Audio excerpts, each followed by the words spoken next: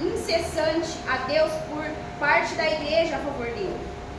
Na noite anterior ao dia em que Herodes ia apresentá-lo ao povo, Pedro dormia entre dois soldados, preso com duas correntes, sentinelas junto à porta. Guardavam a prisão. Eis, porém, que sobreveio um anjo do Senhor e uma luz iluminou a prisão. O anjo tocou no lado de Pedro e o despertou, dizendo: levanta-te, depressa. Então as correntes caíram das mãos dele. E o anjo continuou: coloque o cinto, calce as sandálias. E ele assim o fez.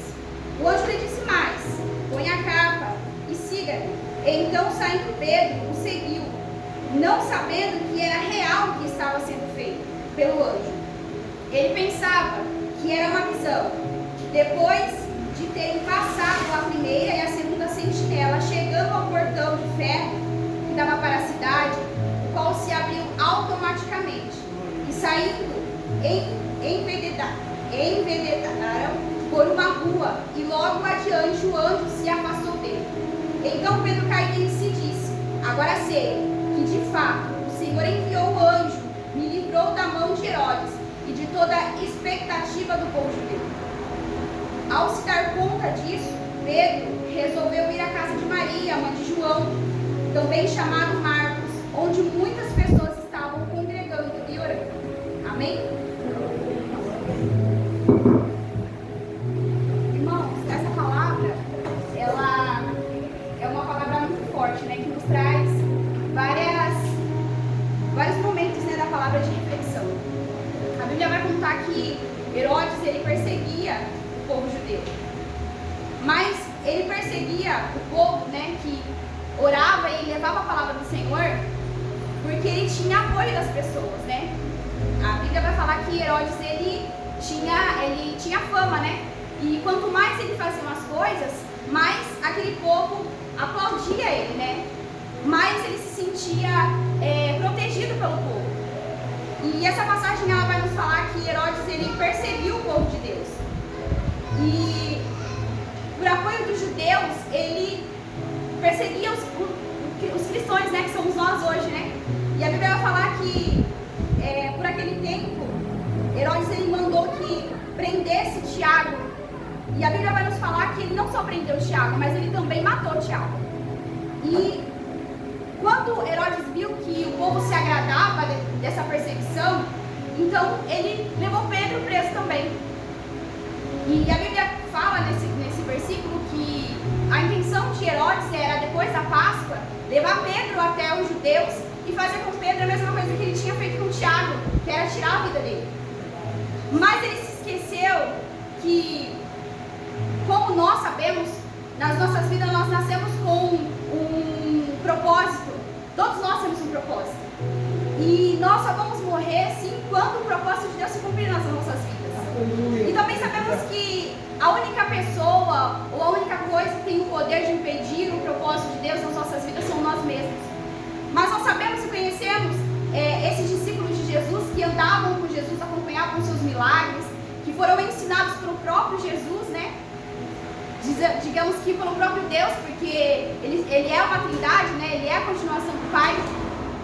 E nós sabemos que para aqueles discípulos, para os 12, que depois se tornaram 3, que eram os mais chegados de Jesus, eles tinham um propósito. E Tiago sabia qual era o propósito dele, assim como Pedro também sabia.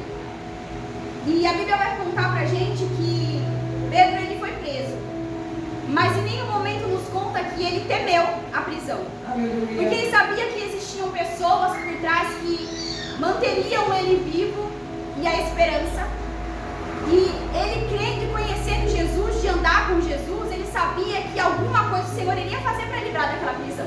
Aleluia. Ele sabia que algo iria acontecer, mas ele não sabia como. É como o hino do Thales, né? Eu não sei o que Deus vai fazer, mas eu sei que Ele vai fazer. E a Bíblia conta que, eu acho muito lindo, né, estudando essa palavra, que a Bíblia conta, irmão Wellington, que Pedro dormiu. E nós sabemos que hoje, quando a gente tem uma conta atrasada, ou um filho doente, ou alguma coisa para fazer que é muito importante, e está chegando a hora, a gente não consegue dormir, a gente não consegue comer, a gente não... Às vezes parece que nós não temos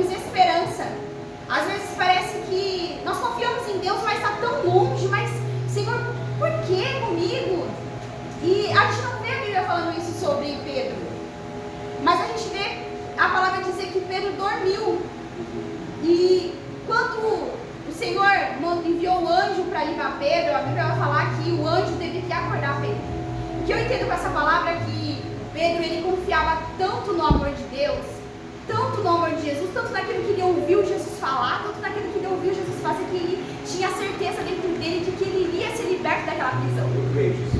E com isso, irmãos, eu consigo entender que, como eu conversei com meu esposo, é muito fácil, não é, que você falar assim, calma, irmã, descansa no Senhor. Mas é difícil descansar. E eu tive um período na minha vida que agora não vou contar, mas eu sei que daqui a pouco, em nome de Jesus, que eu falava, Senhor, quando eu ia falar com alguém, ou no momento que meu esposo estava ali desesperado e aflito, eu falava assim, calma, descansa no Senhor. E aí uma vez em casa, arrumando a casa, e tinha acontecido um fato, né, que a igreja toda orou por esse acontecimento, que foi da filha do amigo do Renan do serviço. E aí eu conversando com Deus, eu falei, Senhor, como que é difícil, meu marido, como que você vai chegar numa mãe, ela talvez sem esperança, né, com o diagnóstico do médico, e falar para ela assim, calma, descansa no Senhor. E aí eu conversando com Deus, Senhor, como é difícil. E naquele mesmo dia, meu marido, aconteceu algo que virou, não era mais a mãe que tinha que descansar no Senhor, era eu que tinha que descansar no Senhor. E aí eu conversando com o Douglas, eu falei assim, amor, como é difícil. Agora eu entendi que era igual Jó, sabe, Senhor, eu conheci o Senhor só de me falar, mas hoje eu conheço o Senhor de ver aquilo que o Senhor pode fazer. E eu acredito que Pedro naquele momento, ele viveu isso, a tranquilidade, a serenidade, a paz do espera no Senhor. Aleluia. E a Bíblia, ela vem falar que quando o anjo chegou, tocou em Pedro, acordou ele, e a palavra fala assim, que o anjo falou para ela, acorda e levanta depressa. Mas embaixo, Cristo, o anjo fala para Pedro, levanta, calça os seus sapatos, veste o cinto. Então, não era para ele sair de qualquer jeito, era para ele sair preparado. Aleluia. Mas não era preparado para lutar, não é? Era preparado para o que ele ia ver quando ele passasse os portões. Porque Pedro sabia que Jesus ia fazer algo, de fato ele fez algo. Mas ele não sabia se ele ia passar ali o primeiro sentinela e ele ia ter que lutar, ou ele não sabia que se ele morreria ali, se esse era o propósito, né, do anjo, dele ter visto o anjo, ter falado com o anjo, saber que realmente o Senhor ele iria me livrar, né? Ele não me esqueceu, Cristo, não, o Senhor esteve aqui, ele mandou o anjo dele, ele guiar por mim. Mas esse ainda não era o propósito de Pedro. E a Bíblia fala que Pedro, ele achava que ele estava sonhando porque era algo que ele nunca imaginou. Sabe como a cura da mulher do fluxo de sangue, ela tinha fé que se ela tocasse ela seria curada, mas ela nunca imaginava que com uma palavra o Senhor ia levantando, você já está curada. Aleluia. A gente imagina que o Senhor vai fazer alguma coisa, mas a gente não imagina de onde vai vir, o que vai ser feito. A gente não imagina, a gente só sabe o que ele vai fazer. Se for da vontade dele, ele vai fazer. E é impressionante quando a gente lê essa palavra, não é? Porque ali vai falar que Pedro foi preso, mas havia orações incessantes por ele. Glória a Deus, aleluia. A gente pode receber um diagnóstico do médico, mas o Senhor pode nos curar. Glória a Deus. A gente pode receber uma notícia que a gente vai estar desempregado amanhã, meu médico, mas o Senhor estará lá conosco. A gente pode receber uma notícia que, como muitas mulheres da Bíblia, que foram estériles, que foram curadas, que tiveram suas famílias restauradas, que eram escravas e se tornaram rainhas, porque existiam mais do Senhor. E através desse mais existiam pessoas que oravam por elas. Eu acredito nisso. Nós aprendemos como intercessoras que, Krishna, o nosso lar pode estar destruído, acabado, que possamos ser humilhadas, que as pessoas olhem em nós e não vejam, mas é só uma menina boba, mas é tão novinha, mas que experiência tem? Mas essa menina boba, mas aquele casamento que foi destruído, mas aquele emprego que você perdeu, mas aquele sonho que demorou 12 anos, a gente tem que entender que existe o mais do Senhor. E quando existe o mais do Senhor, não existe inimigo, diabo, palavra, maldição, oração que se levante contra e coloque um ponto final final na nossa história. Aleluia. A Bíblia vai nos falar sobre Pedro. Todos nós sabemos a história de Pedro, que ele não foi um discípulo perfeito, nem santo. A Bíblia vai falar sobre, nós conhecemos qual foram as atitudes do passado de Pedro. Mas o Senhor perdoou Pedro. Mas o Senhor viu a intenção do coração de Pedro e viu que tudo aquilo que ele fez era bom. Porque tudo que Pedro fez, ter cortado a orelha lá do soldado, foi para proteger Jesus. Mesmo ele sabendo, que Jesus não precisava. Jesus não precisava que Pedro interferisse. Porque a vontade de Deus é soberana. E o que eu acho mais encantador e perfeito dessa palavra, é que quando Pedro chegou até o último portão, que eu acredito que ele pensou, eu estou do lado de fora. Agora nada mais pode acontecer. Aí Pedro se tocou que sim, o Senhor já havia livrado ele. E muitas vezes é isso que acontece. Às vezes nós não enxergamos o milagre do Senhor como um todo. Nós só conseguimos ver que o Senhor fez um milagre nas nossas vidas, quando nós passamos o último portão, quando nós já estamos lá do lado de fora. Mas o Senhor, ele nos lembra da promessa dele, Natália, todos os dias. É quando você levanta, o Senhor, ele te lembra, eu te acordei hoje, hein? É quando nós olhamos para os nossos filhos e vemos que eles são perfeitos. Porque, como eu disse antes, todos nós temos um propósito. E nós não sabemos o dia de amanhã. Tem muita gente que hoje não acordou, tem muita gente que hoje acordou, foi no médico, recebeu um diagnóstico ruim. E talvez nem contar, não vão ter a oportunidade de estar aqui e contando, o seu testemunho. Contando que o Senhor visitou ele nas prisões, que eles foram curados e libertos. E o que me chama a atenção nessa palavra é que a Bíblia fala que quando o anjo chegou até Pedro, onde Pedro estava, encontrou ele dormindo e acordou ele, a Bíblia conta que as correntes que prendiam as suas mãos, elas foram quebradas. E o Senhor, ele nos lembra todos os dias que quando nós acordamos, há uma corrente sendo quebrada. Porque nós sabemos que o inimigo, ele não dorme. O inimigo, ele não brinca, ele não terceiriza o trabalho dele. E quando nós entendemos que só o fato de nós estarmos aqui, com poucas pessoas assim, talvez era para a igreja estar cheia hoje, mas somos nós que o Senhor chamou para ouvir a palavra dele. Aleluia. E hoje eu creio que correntes estão sendo quebradas, que pessoas estão sendo libertas de prisões. E nós entendemos que para o trabalhar de Deus, para o agir de Deus, não existe cadeias, não existe correntes, não existe doença, não existe desemprego, não existe palavra de maldição, não existe profecia maldita, não existe. Mas o que mais me chama a atenção, irmãos, e falou muito no meu coração, foi que quando Pedro foi liberto da prisão, ele foi até a casa de Maria. Foi dizer para eles que ele havia sido solto. Mas a Bíblia fala que quando ele chegou na casa de Maria, as pessoas estavam congregando, as pessoas estavam orando. E o que mais me chamou a atenção sobre essa palavra foi a unidade. A Bíblia fala que eles estavam todos reunidos orando. Não cada um por si, Krishna. Eles poderiam estar orando por eles, porque Herodes poderia ir atrás de cada um deles, porque eles também eram cristãos. Mas a Bíblia fala que eles estavam orando, intercedendo por Pedro. Então, irmãos, era uma igreja unida para um só propósito: orar pela vida de um irmão, orar pela vida de Pedro, que estava sendo preso, que estava sofrendo, estava sendo escoltado por um batalhão de soldados. E isso é muito lindo e nos faz entender que como é forte o poder da oração. Nós sabemos que o Senhor, ele faria qualquer coisa. Mas quando existe oração, irmão, existe quebra de protocolos. A Bíblia fala que Jesus orou e muitas outras pessoas oraram. E através da oração, muitos milagres aconteceram na vida. Mas existiam também, irmão Wellington, uma triste realidade que nos ensina hoje de muitas pessoas que outrora usadas por Deus, nomeados por reis, que tiveram as suas orações impedidas. Eu acho muito lindo a palavra, e esses dias eu estava até compartilhando com a Krishna, como que existe passagem na Bíblia, nomes da Bíblia, coisas da Bíblia de pessoas que só foram relatadas. Mas eu falo pro Douglas assim, que honra, não é? Que honra! Eu queria ter meu nome ali na Bíblia, pelo menos um versículo.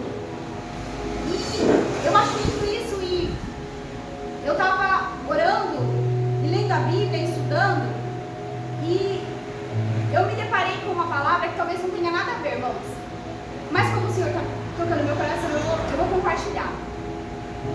Sobre uma passagem da Bíblia que eu fui questionar o pastor Noel sobre a palavra, porque eu nunca havia ninguém falado sobre isso. Existe uma passagem na Bíblia, lá em Samuel, que fala que Saul estava desesperado. E ele não ouvia mais a voz de Deus. E ele chamou os profetas, e ele chamou os adivinhas, e ele não ouvia mais a voz de Deus. E Saul saiu e foi procurar uma adivinha, sabe? Para ouvir dela o que ele ia fazer. E a Bíblia fala que ele pediu para que a mulher trouxesse Samuel para que ele fosse falar com Samuel. E eu fiquei pensando sobre essa palavra.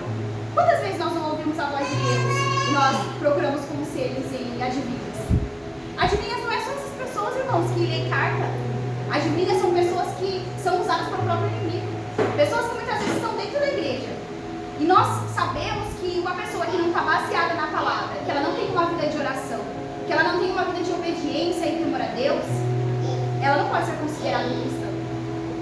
Uma pessoa que vive uma vida promíscua diante do altar de Deus, nega a palavra do Senhor, ela não pode ser considerada um cristão. Ah, mas eu não posso julgar. Exatamente, nós não podemos julgar. Mas a Bíblia nos fala para analisar a vida de um profeta. E eu me considero um profeta de Deus. Eu me considero. E é muito lindo, irmãos, ver essa palavra, como a palavra que a pastora ministrou, sobre a ajuda dos vizinhos. A passagem que a pastora ministrou, ela falava que aquela mulher, ela tinha que estar em paz e comunhão com os seus vizinhos. Essa passagem mostra que nós temos que estar em paz e comunhão com a igreja.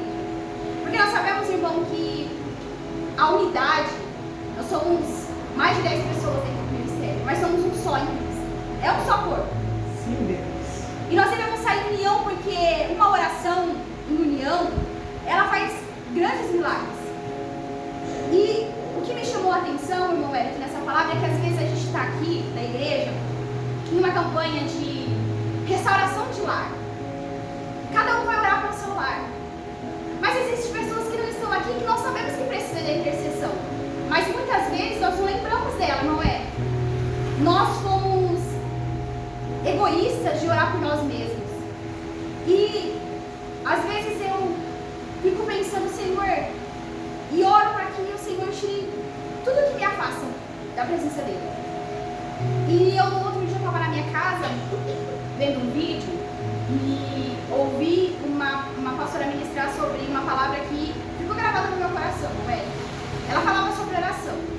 Se você não ora para Deus na sua casa, se você não conversa com Deus na sua casa, para que você vai para o céu? O que você vai falar com Ele lá? Se você não tem nada para falar com Ele aqui, Cristina, você vai fazer o que no céu? O que você vai falar com Ele?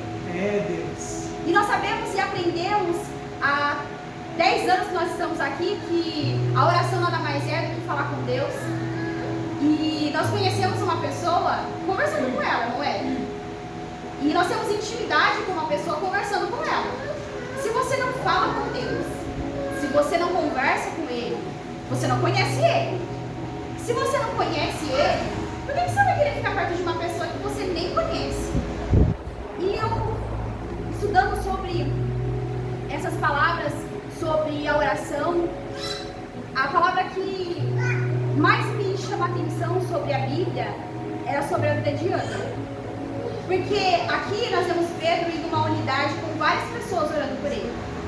A história de Ana, nós vemos uma mulher amargurada, sozinha, que vivia sendo perseguida dentro da sua própria casa, talvez frustrada. A Bíblia fala que no seu auge do desespero, Ana chega no templo e num ato impensável, descontrolado, ela ora ao Senhor e ele chega e fala: você tá bêbada? E Ana, com a doçura do Espírito que ela já tinha recebido do Senhor naquele momento de quebrantamento, ela diz: não, meu Senhor, eu sou apenas uma mulher amargurada de espírito. E o fato de Ana orar ao Senhor todos os dias, mesmo que ela alcançasse a bênção dela. Mas o fato daquelas pessoas orarem pela vida de Pedro, que era uma oração fora da rotina deles, eu acredito que talvez só aquele momento eles oraram por Pedro, eles intercederam por Pedro, foram intercessores pela vida de Pedro, fez com que o céu se abrisse. Nós sabemos que o Senhor faria alguma coisa para salvar Pedro, mas foi através das orações daquelas pessoas que, em uma comunhão, em união, fizeram com que realmente o milagre acontecesse. Glória a Deus, aleluia. E o Senhor levou Pedro até aquela casa, não só para ele dizer, viu, eu servi a Deus, eu sabia que Ele ia me salvar, mas para dizer para aquelas pessoas, tá vendo a sua oração? Tá vendo em comunhão? Tá vendo em unidade? Tá vendo quando a gente se une no seu propósito, no seu espírito? Tá vendo quando você jejua, irmão Hélito, pela vida do Paulo Vitor? Tá vendo quando você ora pela vida da Aline? Tá vendo quando vocês se prostram para orar pela vida dos líderes da igreja, da pastora? Quando vocês oram pela vida do Lucas? É tranquilo. Aleluia. Pedro dormiu porque ele sabia que não ia ser pesado, porque outras pessoas estavam carregando com ele o fardo do amor. E a Bíblia fala que a oração que eles fizeram, não é? Era uma oração apaixonada, fervorosa, uma oração incessante. Eu não sei quanto tempo Pedro ficou preso, mas eu acredito que com o amor que eles estavam orando pela vida dele, se Pedro ficasse 2 dias preso, eles orariam. Eles clamariam pela vida dele. E isso é pagar um preço de oração pelo seu irmão. Talvez não, com certeza eles corriam o risco de ser presos também, serem perseguidos. Mas para eles não importaram a perseguição. Para eles importaram levar o nome de Cristo. Porque Tiago não teve a oportunidade de Pedro, ele foi morto. E se o Senhor não intervisse sobre a vida de Pedro, era isso que aconteceria com ele. E hoje eu entendo que se o Senhor não intervir sobre a minha vida, eu não estaria aqui hoje. Eu nem sei o que seria de mim. Mas o Senhor interviu sobre a minha vida através da oração do meu esposo, através da oração da minha sogra, através da oração da minha cunhada, através da oração das minhas filhas. Porque assim, irmãos, eu já ouvi minhas filhas orando por mim. E é lindo isso. Então, irmãos, o que nós aprendemos? Não se importe com o que vai acontecer com você. Não se importe com o que as pessoas falam. Ah, irmão Ed, mas você vai orar pela vida do pastor Douglas? Mas você tem certeza? Ah, mas ele está passando por aquela prova lá? Ah, eu não sei não, viu? Tenho certeza que alguma coisa ele fez. Não se importe com isso. Porque a Bíblia diz que nós não estamos aqui para julgar, mas para amar e para pagar um preço de oração por todos. Aleluia. Porque se o próprio Deus fizesse isso conosco, não teria ninguém aqui. Porque somos todos pecadores. E a Bíblia, ela nos fala que o Senhor, Ele conhece a intenção verdadeira do seu coração. Então não basta só orar. Você tem que orar com amor. Orar, Senhor, eu tenho certeza que Pedro vai ser liberto. Senhor, eu tenho certeza que eu não sei o que o Senhor vai fazer, mas as cadeias de Pedro vão ser soltas. Senhor, eu não sei o que o Senhor vai fazer, mas eu sei que o Senhor já entrou com providência lá no serviço do Renan. Senhor, eu não sei como o Senhor vai fazer, mas eu sei que o Lucas vai passar naquela prova. Senhor, eu não sei o que o Senhor vai fazer, mas eu sei que o Senhor vai enviar pessoas para ajudar a nossa igreja, pessoas que vão cuidar das pessoas que necessitam. É esse o nosso dever. Aleluia. É amar e orar sem julgar. Porque para julgar, nós já temos o próprio inimigo. Todos os dias ele joga na nossa cara. Mas você vai orar? Você vai orar para quê? Mas você vai lá na igreja? Mas você vai na igreja para quê? Mas você vai orar para fulano? Para quê? Nós vivemos, irmãos, somente seguir o que está escrito na Bíblia. E lembrar que a Bíblia também nos diz que o Senhor é onipresente, onisciente, então Ele sabe, Ele vê tudo. Tudo aquilo que nós não vemos e ouvimos, Ele viu e já ouviu. Então, o nosso dever é somente nos prostrar diante da presença do Senhor. E eu estava estou lendo um livro, no momento, que ele fala sobre como orar. E eu tinha medo de fechar a porta do meu quarto, apagar a luz e orar de joelho. Eu não tinha medo de uma opressão maligna, não. Eu tenho medo de bicho, sabe? Eu falo assim, mas se eu orar uma barata passar, mas sabe, era disso que eu tinha medo. E lendo o livro, eu entendi que existe sim. O nosso dever é orar de joelho. É em sinal de rendição e humilhação. Ah, mas Mas e a sua reverência, irmão Wellington? Onde que fica a reverência? A Bíblia fala que nós devemos dar honra àquele que tem honra. Se nós não honrarmos a Deus, quem é que nós vamos honrar? Então, irmãos, que nós possamos nessa noite aprender que nós somos um corpo só. Quando a gente toma a Santa Ceia, é isso que a gente declara. Somos 30 em um só. Aleluia! E é como a própria Bíblia fala, somos um corpo. Então, se um sofre, todos nós temos que sofrer, mas sofrer por amor. Chorar a dor como se fosse você que estivesse vivendo aquele momento. Orar por amor, clamar por amor, pagar um preço por amor. Não importa o que a pessoa fez. Talvez, nós sabemos que não, mas talvez Pedro deve ter feito alguma coisa para contribuir. Amou a Cristo. Isso já era suficiente para aquele povo. Até o próprio Deus eles queriam matar. Talvez a gente passe por alguns problemas na vida que foram nós mesmos que buscamos. Mas o Senhor morreu na cruz por nós. Mas a Bíblia fala que Ele perdoa os nossos pecados. Mas a Bíblia fala que somos filhos de Deus. Mas a Bíblia fala que Deus deu o seu Filho para morrer na cruz para todos aqueles que nele crê, não pereça, mas que tenha a vida eterna. Mas que nós venhamos nessa noite aprender que orarmos um pelos outros em sinal de humilhação e rendição é declararmos todos os dias, em todos os nossos atos, que o Senhor, Ele vai ser sempre o nosso escudo e fortaleza. E que possamos sempre nos levantar como Pedro, como o anjo disse. Vai, moleque, levanta, mas veste o seu sapato, veste o seu cinto, e que nós possamos crer que nós possamos passar por qualquer circunstância. Mas nós sabemos que o Senhor, Ele sempre fará algo ao nosso respeito. O nosso intercessor, o Espírito Santo, Ele já falou com o Pai o que nós precisamos. Mas também tem um mas para nós. Nós também temos que seguir o que está na Bíblia. Nós também temos que orar e clamar ao Senhor. E às vezes nos esquecer de nós mesmos e orar pela igreja, orar pelo nosso trabalho, orar pelo nosso patrão, orar pelos nossos filhos, orar pelos nossos clientes, orar por tudo aquilo que nós vamos fazer. Porque quando nós falamos com Deus, quando nós, em uma unidade, fazemos um jejum, um culto, tudo que é difícil se torna mais leve. E descansar é difícil. Mas quando nós estamos em comunhão com Deus, em oração, quando nós conhecemos o autor e consumador da nossa fé, não vai ser fácil, mas vai ser leve. Nós vamos dormir. E o anjo, no outro dia, irá nos acordar e dizer: vamos, Krishna, calça seu sapato e vamos caminhar. O hoje você já viveu, agora é só amanhã. Que nós possamos hoje. Talvez eu não tenha me expressado da forma que eu queria ou da forma que os irmãos esperavam, mas eu acredito que o Senhor, Ele falou comigo.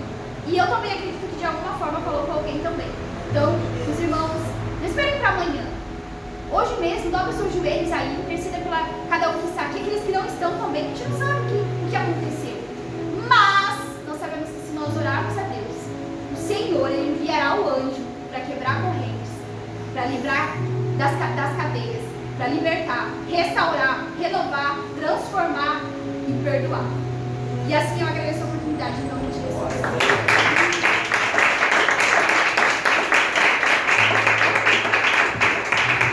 Aleluia. Louvado seja Deus. Se coloca. Aleluia.